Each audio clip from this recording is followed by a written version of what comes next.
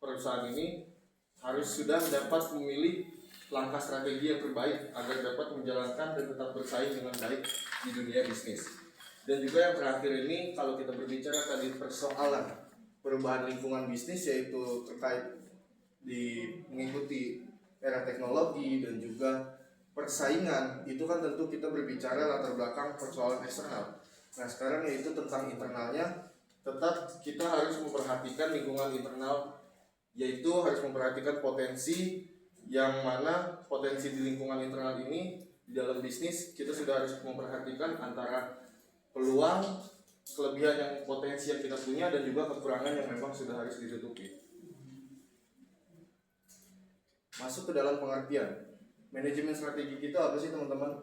Itu proses penentuan jangka panjang yang tentunya untuk menentukan ide-ide ataupun langkah untuk mencapai tujuan tersebut, di mana melalui manajemen strategi ini ada beberapa hal yang harus diperhatikan, yaitu mulai dari perencanaan, lalu juga ada pelaksanaan dan juga evaluasi.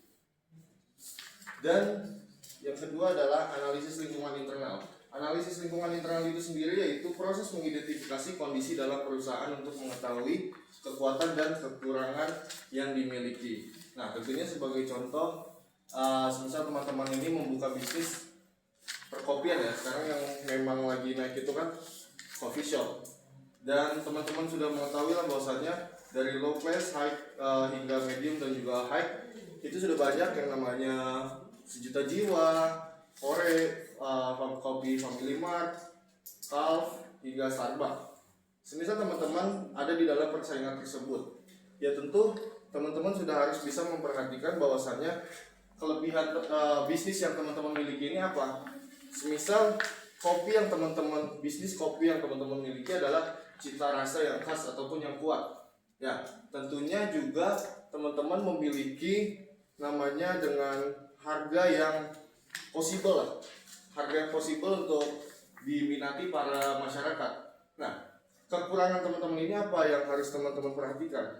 Kekurangan teman ini adalah kurangnya mengikuti teknologi. Misalnya teman-teman kurangnya dalam membrandingkan bisnis teman-teman di sosial media, kurangnya promosi-promosi di sosial media, ataupun juga teman-teman kurang dalam mempengaruhi pengiklanan di dalam sosial media, di TikTok ataupun di Shopee dan lain-lain. Nah, dari kelebihan dan kekurangan itu seharusnya teman-teman bisa memperhatikan antara peluang yang mana bisa mengidentifikasi antara kelebihan dan juga kekurangannya. Dari kelebihan teman-teman yaitu dengan adanya harga yang possible dan juga dengan cita rasa kopi yang khas, tentunya teman-teman bisa mempromosikan dan menutupi kekurangan teman-teman, di mana kekurangan teman-teman adalah gaptek, gapang teknologi. Sudah seharusnya membuka bisnis tersebut dengan memahami teknologi yang sudah ada, mulai dari penjualan di TikTok ataupun Shopee, lalu juga membrandingkan diri di Instagram, lalu juga menjual di web-web lainnya. Seperti itu contohnya teman-teman. Jangan dibuang sayang. Oke, untuk tujuan analisis internalnya itu sendiri itu pertama mengetahui kondisi internal perusahaan, di mana ini sangat penting mengetahui kondisi internal perusahaan itu, karena internal tersebut jika tidak diperhatikan, hanya memperhatikan eksternal saja, maka kita tidak tahu kondisi di dalam itu seperti apa. Lalu mengidentifikasi kekuatan dan kelemahan. Nah, tentunya yang tadi saya bilang juga harus dapat mengetahui lah kekuatan dan bisa menutupi kelemahan yang ada pada internal perusahaan. Lalu membantu penyusunan strategi. Harus dapat memikirkan dan menjalankan dengan baik antara ide-ide dan juga ide-ide serta cara-cara yang konkret agar dapat strategi ini berkelanjutan di masa yang akan datang. Lalu meningkatkan kinerja perusahaan, di mana teman-teman harus tahu bahwasanya SDM seperti apa dan SDM yang harus berpotensi, di mana sekiranya teman-teman dapat mengarahkan bisnis ini berjalan dengan baik dan benar. Nah, seperti contohnya itu yang tadi saya katakan juga, yang persoalan dengan kopi ini, teman-teman sudah harus memahami bahwasanya semisal kita menjual di offline store. Nah, teman-teman ini tadi dari perkopian yang tadi saya katakan, memang sudah sekiranya banyak peminat, tapi ketika berjualan di coffee shop tersebut, tetapi dengan SDM yang lemah dan kurang, nah itu sudah harus teman-teman mengidentifikasi bahwasanya strategi atau langkah apa yang sudah seharusnya teman-teman jalankan. Misalnya dari teman-teman harus menambahkan SDM yang ada untuk dari barista ataupun kasir, itu sudah menjadi menutupi kelemahan dari internal coffee shop tersebut. Jadi kekuatannya pun ada dengan penjualan kopi yang memang menarik, brandingnya sudah ada, tapi kelemahannya adalah di kasir, di SDM ataupun di baristanya, maka teman-teman sudah harus menambahkan SDM tersebut. Oke, slide ini akan menjelaskan mengenai faktor lingkungan internal. Di setiap perusahaan sudah pasti memiliki beberapa faktor utama lingkungan internal yang saling berkaitan dan mempengaruhi keberhasilan perusahaan tersebut. Nah, yang pertama itu ada sumber daya manusia, yang dimana ketika perusahaan ingin berhasil, pasti perusahaan itu selalu mengutamakan kualitas, keterampilan dan juga kemampuan setiap karyawannya dalam menjalankan tugas yang telah diberikan. Nah, selain itu ada keuangan. Di keuangan ini, perusahaan dapat melihat bagaimana kondisi keuangan perusahaan tersebut, apakah stabil atau tidak dalam membiayai setiap kegiatan produksi perusahaan, mulai dari produksi hingga kegiatan operasional perusahaan tersebut. Nah, yang ketiga ada operasional. Di operasional ini berkaitan dengan bagaimana perusahaan itu memproduksi serta memberikan pelayanan terhadap konsumen. Nah, yang keempat ada pemasaran. Setelah karyawannya telah ditentukan, keuangannya telah dilihat, dan operasionalnya sudah terjalan dengan terstruktur, pemasaran, bagaimana perusahaan itu menjual produk tersebut. Nah, dari pemasaran ini itu berkaitan dengan bagaimana perusahaan itu harus memenuhi kebutuhan konsumen dan bagaimana perusahaan itu dapat menjual produk tersebut agar konsumen itu minat dan tertarik untuk menggunakan produk kita. Nah, selain 4 ini ada juga budaya organisasi, yang dimana budaya organisasi ini kita dapat melihat dan menilai bagaimana perusahaan itu menjaga karyawannya agar tetap tumbuh dan berkembang di perusahaan kita. Nah, contohnya kita udah banyak mengetahui mengenai Unilever. Unilever itu udah pasti hampir kebutuhan sehari-hari kita itu menggunakan produk dari Unilever.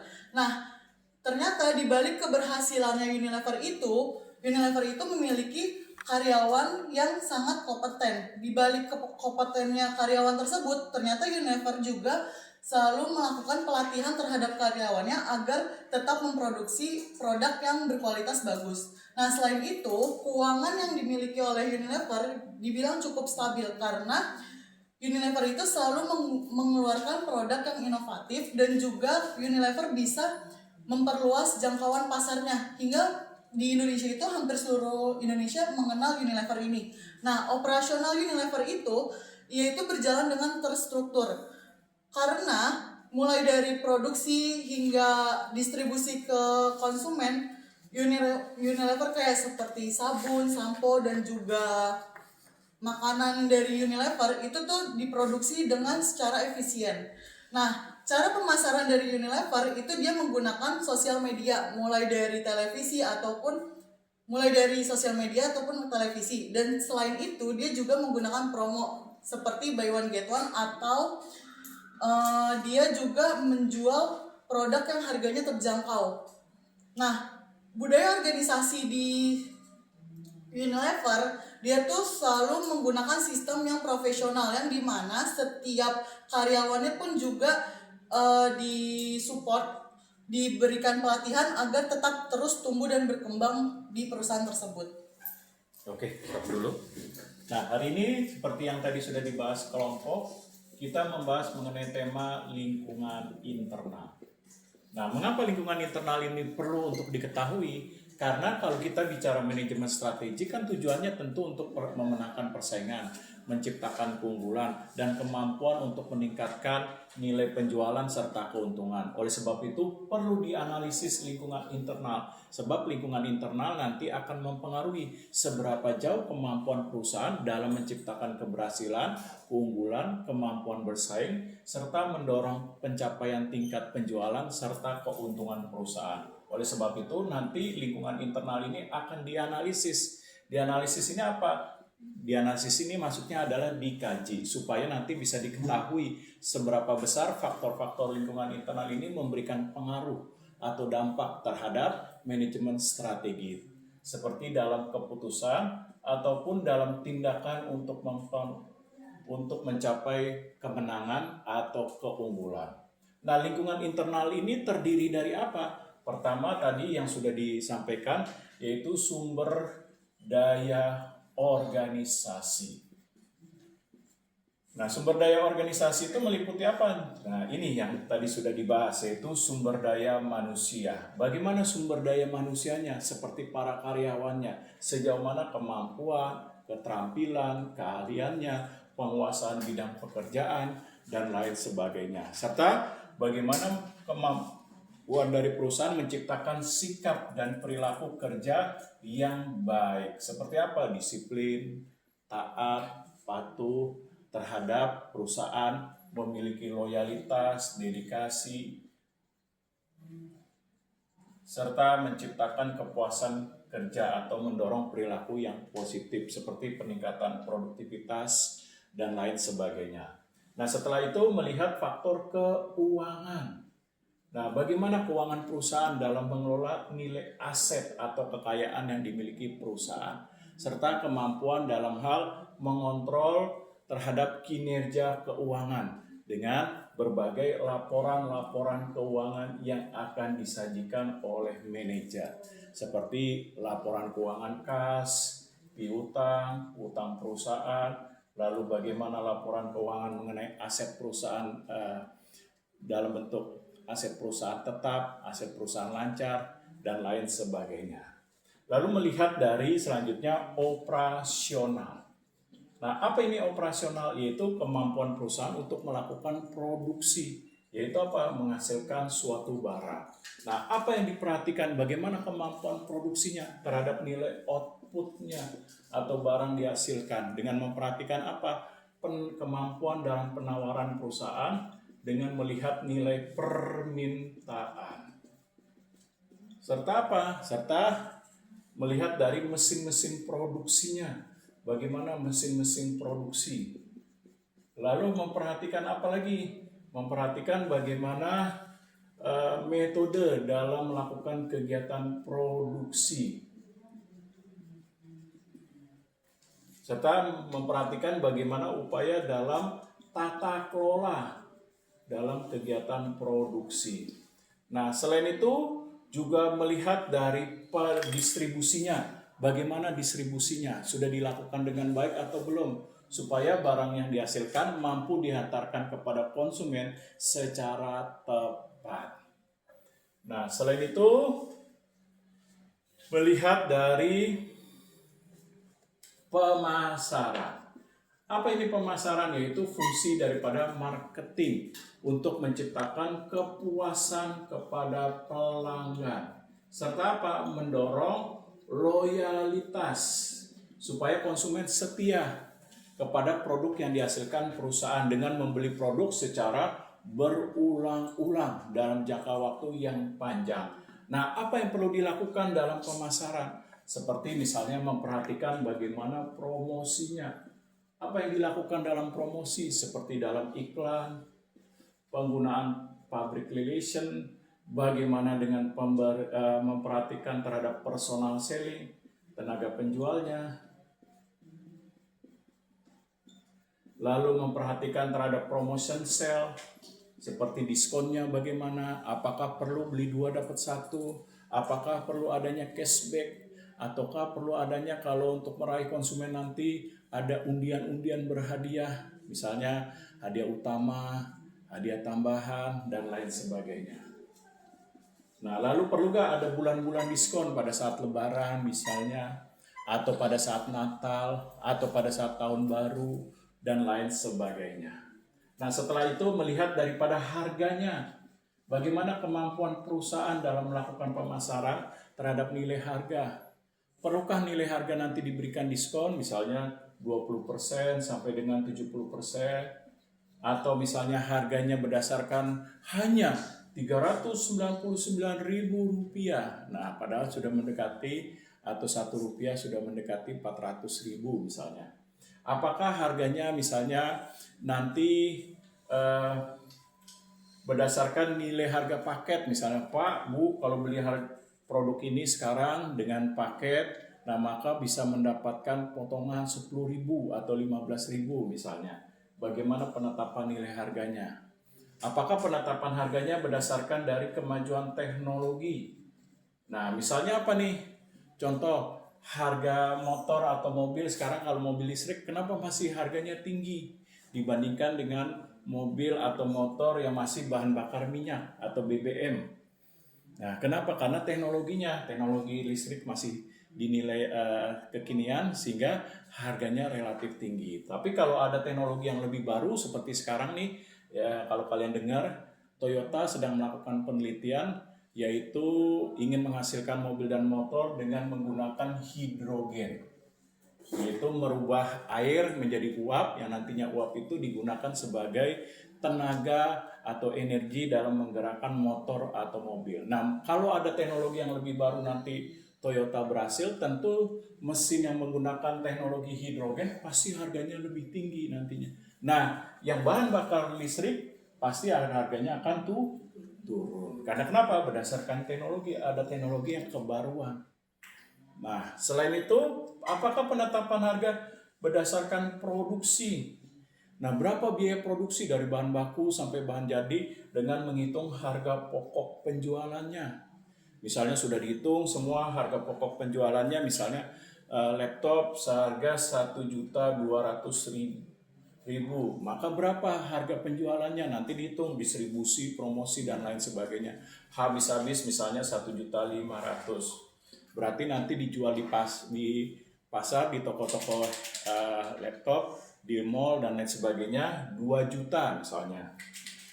Berarti nanti seluruh harga pokoknya berarti untungnya berapa? 500.000 misalnya. Penetapan harga apakah berdasarkan produksi. Nah, selain itu budaya. Apa budaya organisasi yang mau diciptakan sebagai nilai kekuatan? Apakah budaya organisasi yang berdasarkan seperti Yamaha, seperti tampil di depan, yang mengedepankan terhadap inovasi? Nah, ataukah budaya organisasi berdasarkan nilai ketaatan, kepatuhan? Misalnya contoh, lebih baik berangkat meninggalkan nama daripada pulang membawa kekalahan. Nah, misalnya contoh moto dari militer, budaya organisasinya mengedepankan nilai ketaatan atau kepatuhan terhadap komando. Nah, ataukah mengedepankan birokrasi seperti dalam pemerintah, mengedepankan budaya birokrasi dalam pengambilan keputusan. Nah, ini akan mempengaruhi dalam lingkungan internal. Nah, nantinya lingkungan internal yang dianalisis ini dalam manajemen strategi ada tujuannya. Nah, apa tujuannya ini kira-kira? Nah, pertama bisa apa? Identifikasi dari kekuatan lingkungan internal yang bisa digunakan perusahaan untuk meningkatkan kemampuan bersaing dalam merumuskan manajemen strategi. Yang kedua apa? Bisa mengetahui nilai kelemahan. Apa kelemahan-kelemahan yang masih tetap dimiliki perusahaan dalam mengelola lingkungan internal sehingga bisa berfokus kepada upaya-upaya dalam memperbaiki atau evaluasi dalam manajemen strategi. Nah, ada yang mau ngasih pendapat? Tujuannya apa lagi nih? Dalam mengetahui lingkungan internal.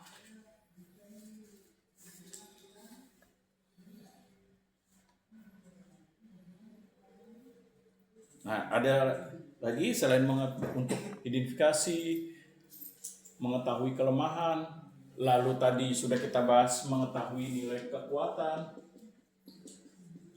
Nah, lalu apa lagi? Bisa menganalisis nilai peluang.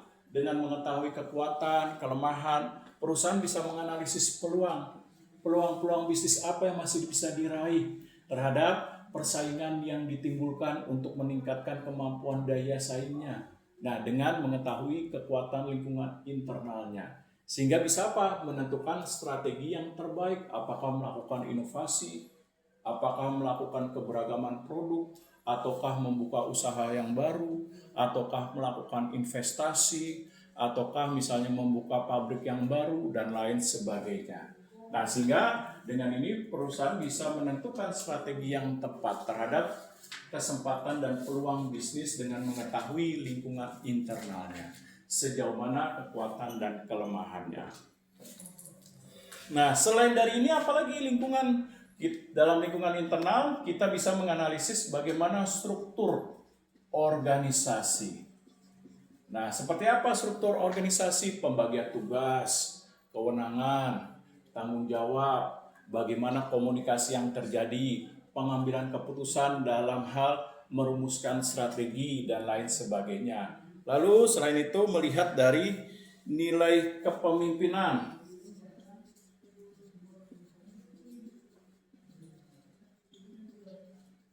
Nah, bagaimana nilai kepemimpinan dalam perusahaan untuk mendukung strategi, seperti bagaimana kepemimpinan berperan untuk melakukan kontrol atau pengendalian dalam manajemen strategi, melakukan pengawasan, bagaimana kepemimpinan berperan dalam melakukan evaluasi terhadap keberhasilan-keberhasilan dan kekurangan-kekurangan dalam strategi. Nah, sehingga perusahaan bisa memperbaiki bagaimana peran kepemimpinan untuk memberikan saran, masukan, kritik yang membangun, dan lain sebagainya. Lalu dalam kepemimpinan, bagaimana gaya dalam kepemimpinan? Seperti apa nih gaya dalam kepemimpinan? Dalam pengambilan keputusan, apakah dia bersifat misalnya otoriter, seorang diri mengambil keputusan dengan pertimbangan-pertimbangan dan analisanya tanpa meminta masukan, saran, pendapat dari para manajernya? Ataukah gaya kepemimpinannya bersifat democration, yaitu meminta masukan, saran, pendapat, lalu kritik-kritik dari para manajer dan karyawannya terhadap strategi yang diputuskan perusahaan? Nah, gaya kepemimpinan juga mempengaruhi.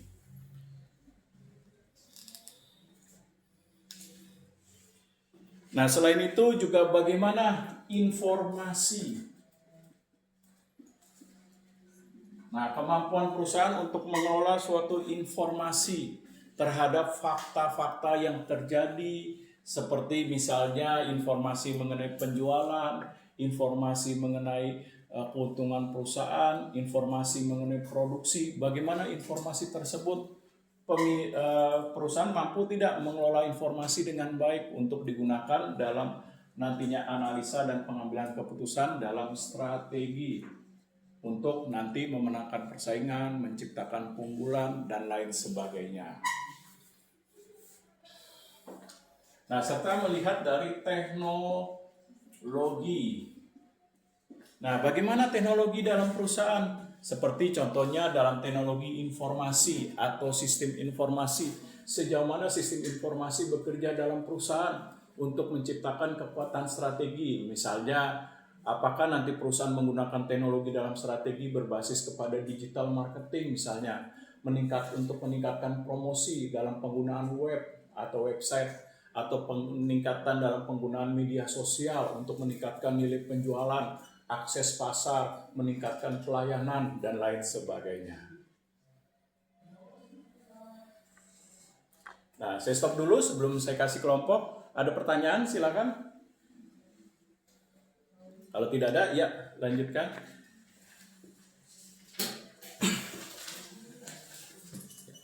Makasih ya.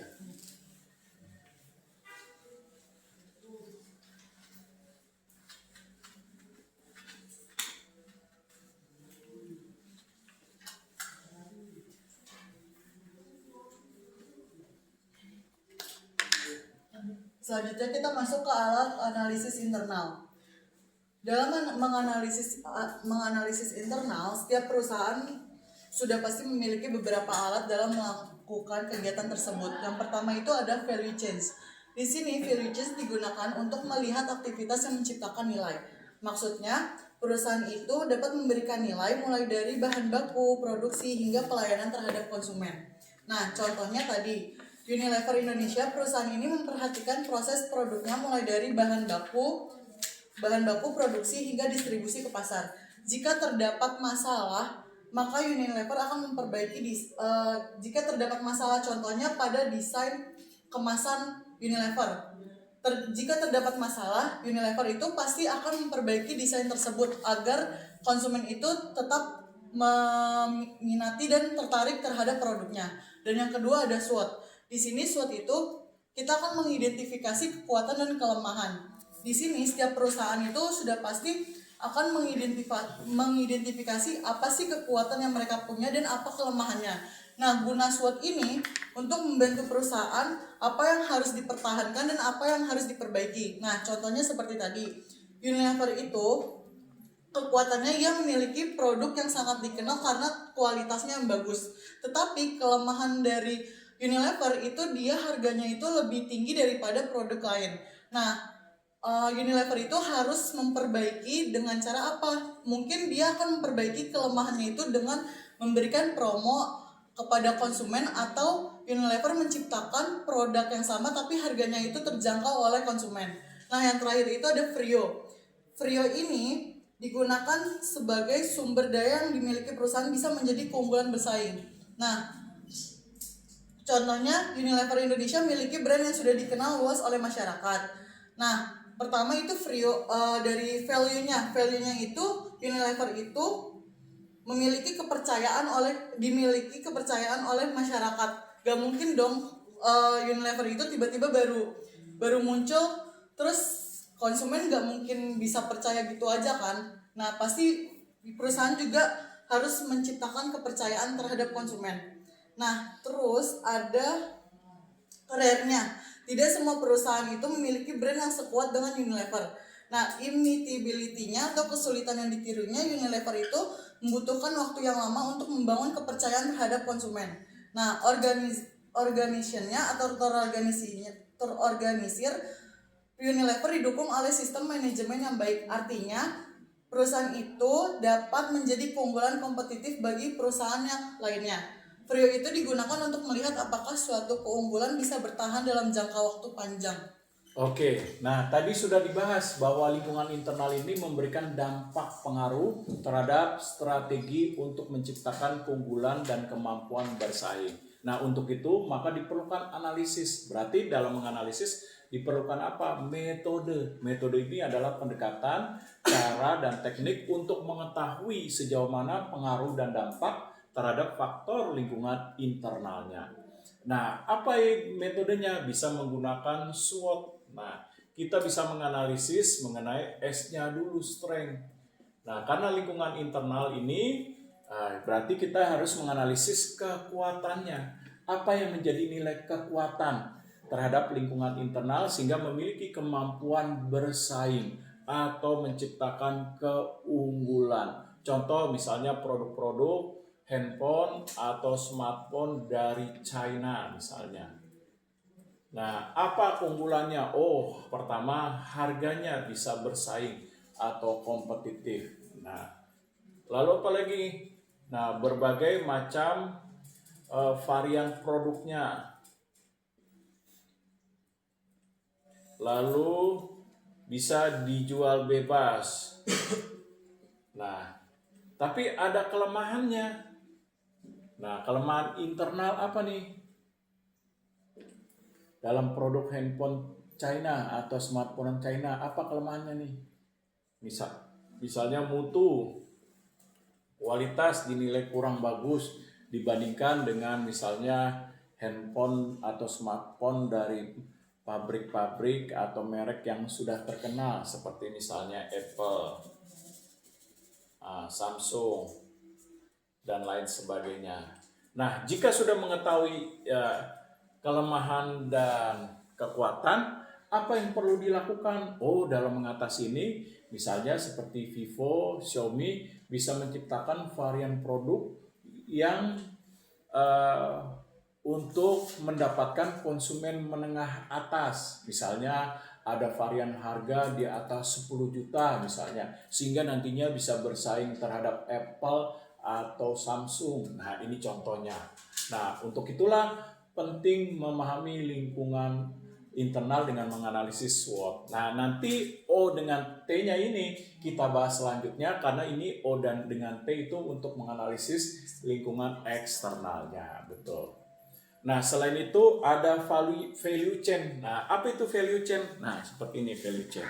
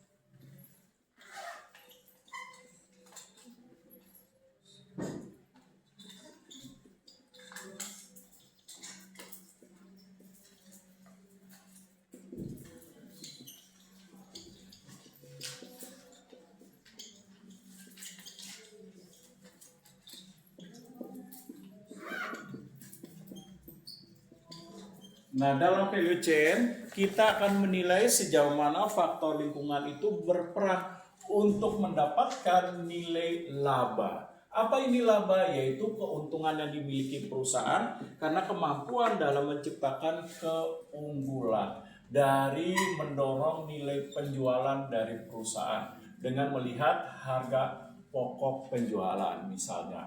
Nah, untuk itulah maka perusahaan harus meningkatkan nilai lingkungan internal berupa apa? Misalnya tadi pelayanannya bagaimana, servisnya dilakukan dengan baik atau tidak, seperti bagaimana memberikan garansi, memberikan pelayanan kepada konsumen dengan sapa, salam, senyum. Nah, lalu bagaimana memberikan kenyamanan, seperti kalau konsumen datang ke gerai tokonya, bagaimana ruangan pendinginnya, apakah tersedia wifi, kalau dia bawa keluarga apakah ada tempat bermain buat anak-anaknya, dan lain sebagainya. Nah, serta melihat bagaimana logistik dalam, yaitu seperti bahan bakunya. Nah, bagaimana bahan bakunya, atau bahasa Inggrisnya raw materialnya, bahan bakunya diperhatikan dengan baik ya, supaya bisa menghasilkan produk yang berkualitas. Nah, selain itu bahan baku melihat dari logistik luarnya, yaitu apa? Kemampuan dalam melakukan distribusi. Sejauh mana nih distribusi yang diciptakan perusahaan nih? Apakah distribusinya sudah diciptakan dengan baik supaya barangnya bisa dihantarkan ke toko-toko, ke gerai, ke supermarket, ke mall, dan lain sebagainya. Lalu bagaimana pemasarannya? Sudah dilakukan nggak dengan promosi yang baik? Misalnya memanfaatkan teknologi informasi dalam bentuk digital marketing, bagaimana komunikasi pemasaran, bagaimana iklannya, bagaimana SPG-nya, bagaimana promosi penjualan, pemberian diskonnya, hadiah cashback-nya misalnya, dan lain sebagainya. Lalu penjualannya, bagaimana penjualannya? Sudah ditingkatkan enggak dari ketersediaan produk, nah dari distribusinya, dari promosinya dan lain sebagainya. Nah, lalu bicara mengenai teknologinya, bagaimana teknologinya dalam menghasilkan misalnya produknya berupa misalnya handphone, smartphone-nya, bagaimana mesin-mesin produksinya sudah diperbaharui belum dan lain sebagainya.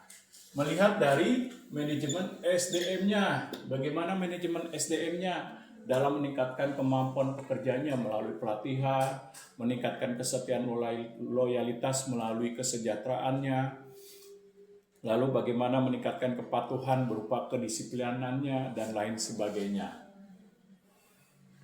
Lalu bicara pengadaan, bagaimana pengadaan barang kalau peningkatannya meningkat berupa permintaan terhadap produk, mampu tidak mengatasinya ini dengan baik dengan pengadaan barang apabila terjadi misalnya peningkatan nilai permintaan. Nah, selanjutnya infrastruktur. Nah, bagaimana infrastruktur perusahaan terhadap mesin-mesin produksi, alat-alatnya sudah mendukung belum untuk meningkatkan nilai produksinya agar barang yang dihasilkan itu dijaga kuantitasnya, mutunya berdasarkan permintaan dan penawaran dari suatu produk. Nah, ini dia sehingga nanti perusahaan bisa meningkatkan nilai ini, laba.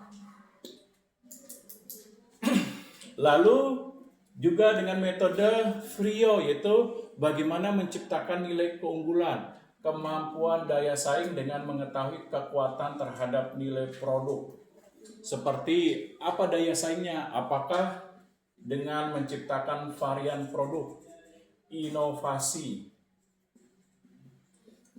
Apakah daya saingnya berupa misalnya keunggulan produknya sulit ditiru? Seperti contohnya Windows sampai sekarang belum bisa orang meniru atau meniru produk Windows, kalau membajak udah. Nah, berarti inilah keunggulan yang diciptakan dengan melihat apa? Analisis dari lingkungan internalnya.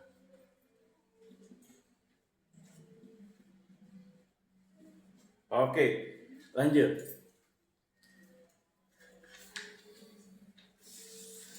Oke, dari materi tadi dapat kita simpulkan bahwa Udah kesimpulan nggak usah. Nah, coba paling belakang. Barisan belakang 1, 2, 3. Nah, apa kesimpulannya? Sama ini cowok ganteng sendiri. Iya. Saya dulu ya Pak. Ya, boleh. Menurut saya analisis lingkungan internal merupakan proses krusial dalam manajemen strategi. Terus itu untuk mengidentifikasi kekuatan dan kelemahan perusahaan melalui evaluasi faktor SDM, keuangan, operasional, pemasaran, dan budaya organisasi. Yaitu bisa menggunakan alat seperti value chain, SWOT, dan VIO. Dengan memahami kondisi internal ini, perusahaan dapat mengambil keputusan yang tepat untuk menyusun strategi yang lebih efektif, meningkatkan kinerja, serta memperkuat daya saing dalam menghadapi perubahan lingkungan bisnis yang cepat. Oke, bisa. Ya, lanjut. Ya. Jadi intinya itu analisis lingkungan internal itu penting banget buat perusahaan supaya ngerti kondisi di dalamnya sendiri. Perusahaan harus tahu apa saja kelebihan atau kekuatan dan kekurangan yang mereka punya. Dari situ mereka bisa bikin strategi yang lebih pas dan gak asal-asalan. Hal yang dilihat juga macam-macam, mulai dari SDM, keuangan, operasional, sampai pemasaran dan budaya kerja. Semua itu dipengaruhi oleh kinerja perusahaan. Oke. Lanjut. Dengan analisis ini, perusahaan jadi lebih siap menghadapi persaingan dan bisa meningkatkan performa mereka ke arah yang lebih baik. Betul, meningkatkan performa kinerja ke arah lebih baik dengan mengetahui kondisi dan keadaan perusahaan terhadap faktor-faktor lingkungan, sehingga bisa menilai nih apa kekuatan yang saya miliki sehingga saya bisa meningkatkan daya saing, apa kelemahan-kelemahan sehingga mengurangi kemampuan bersaing. Nah, sehingga dari kekuatan ini perusahaan bisa merancang strategi apa yang akan digunakan dalam mengantisipasi kelemahan serta meningkatkan nilai kekuatannya. Nah, oke, lanjut. Ya. Dari materi ini analisis lingkungan internal dalam manajemen strategi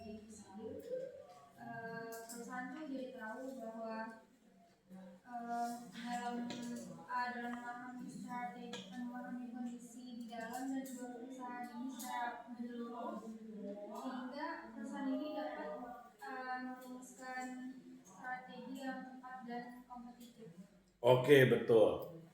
Nah, dengan adanya analisis lingkungan bisa mengetahui bagaimana persaingan yang ditimbulkan. Nah, sehingga bisa mengantisipasi hal tersebut dengan apa? Keputusan strategi yang tepat. Oke, lanjut.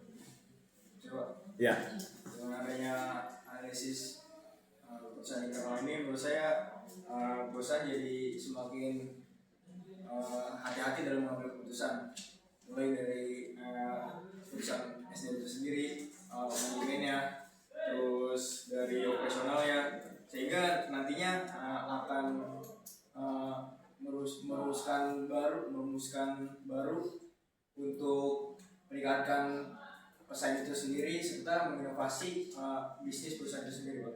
oke. Dengan adanya tadi strategi, berarti perusahaan perlu menganalisis lingkungan.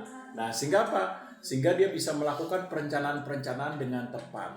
Nah, sehingga bisa mengantisipasi apa terjadinya kesalahan dalam pengambilan keputusan.